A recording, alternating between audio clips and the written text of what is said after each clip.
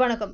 சிதம்பரம் அருகே காவல் நிலையம் அருகில் வீட்டு வாசலில் நிறுத்தி வைக்கப்பட்ட விலை உயர்ந்த பல்சர் இருசக்கர வாகனத்தை லாக்கை உடைத்து திருடி செல்லும் 3 மர்ம நபர்கள் சிசிடிவி காட்சி வெளியாகி பரபரப்பு.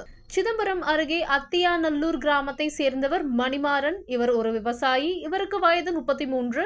இவர் நேற்று இரவு அவரது வீட்டு வாசலில் விலை உயர்ந்த பல்சர் இருசக்கர வாகனத்தை நிறுத்திவிட்டு தூங்க சென்றுள்ளார். அதனை நோட்டமிட்டு 3 மர்ம நபர்கள் ஒரு இருசக்கர வாகனத்தில் வந்து லாக்கை உடைத்து லாவகமாக திருடி செல்வதும், அவர்கள் வந்த இருசக்கர வாகனத்தின் மூலம் பைக்கை டோப்பிங் செய்து எடுத்து செல்லும் காட்சி வெளியாகி பரபரப்பை ஏற்படுத்தியுள்ளது. குறிப்பாக புதுச்சத்திரம் காவல் நிலையம் அருகில் வீடு இருந்த நிலையிலும் துணிச்சலாக மர்ம நபர்கள் இருசக்கர வாகனத்தை திருடி செல்வது அப்பகுதி மக்களிடையே அச்சத்தை ஏற்படுத்தியுள்ளது.